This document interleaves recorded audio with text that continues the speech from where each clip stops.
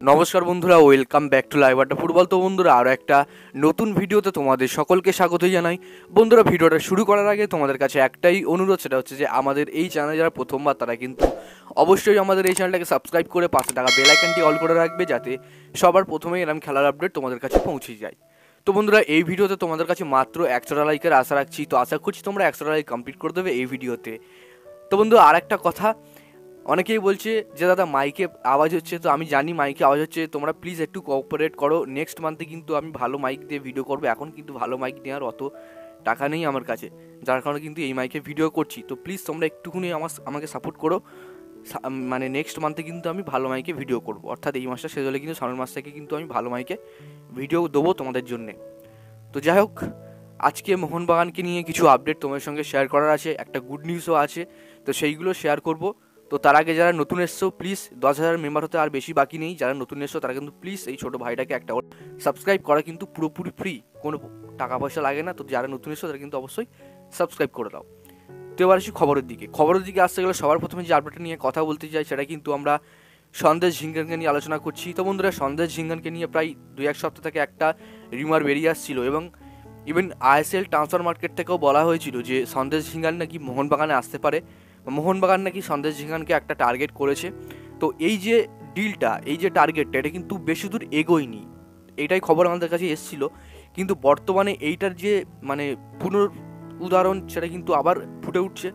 আবার খবর বেরিয়ে আসছে যে সন্দেশ ঝিঙ্গানের সাথে কিন্তু আরও পাকাপোক্তভাবে ডিল করতে পারে মোহনবাগান, এমনটা কিন্তু খবর বেরিয়ে আসছে।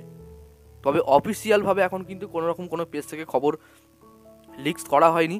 তো এই মুহূর্তে রিউমার হিসেবে আমরা ধরে নিচ্ছি মোহনবাগানে আসছে সন্দেশ ঝিঙ্গান।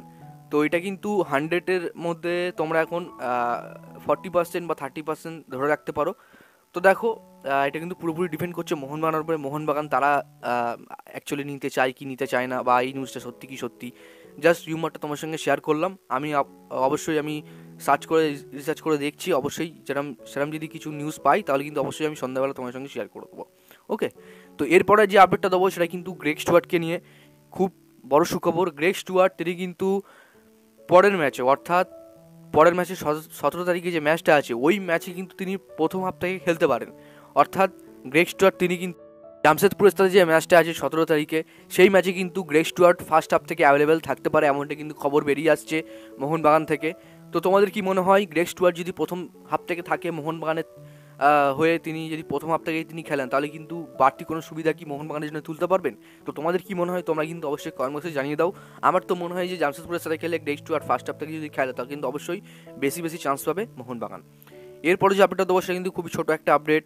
শোনা যাচ্ছে স্লাভকো দামিয়ানোভিচ তিনি কিন্তু আবার আইএসএলে ফিরতে পারে। তিনি একটা প্রেস কনফারেন্সে বলেছিলেন যে আমি আইএসএল আবার ফিরতে চাই, আইএসএল খুব ভালো ফ্যান সাপোর্টার আছে, অনেক নিজের পরিবারের মতন সবাই আছে। তো জাস্ট সেটা একটা নিউজের মাধ্যমে তিনি বলেছেন। অ্যাকচুয়ালি তাকে কিন্তু কোনো ক্লাব অফার করেনি এই মুহূর্তে, যদি পরবর্তীকালে করে অবশ্যই তিনি আসবেন। তো যাক বন্ধুরা, আজকে যদি ভিডিওটা এতটাই ছিল। যদি তোমাদের ভিডিওটা একটু ভালো লাগে, তবে লাইক করতে, আমাদের এই চ্যানেলে প্রথমবার যখন চ্যানেলটাকে সাবস্ক্রাইব করে পাশে থাকা বেল আইকনটি অল করে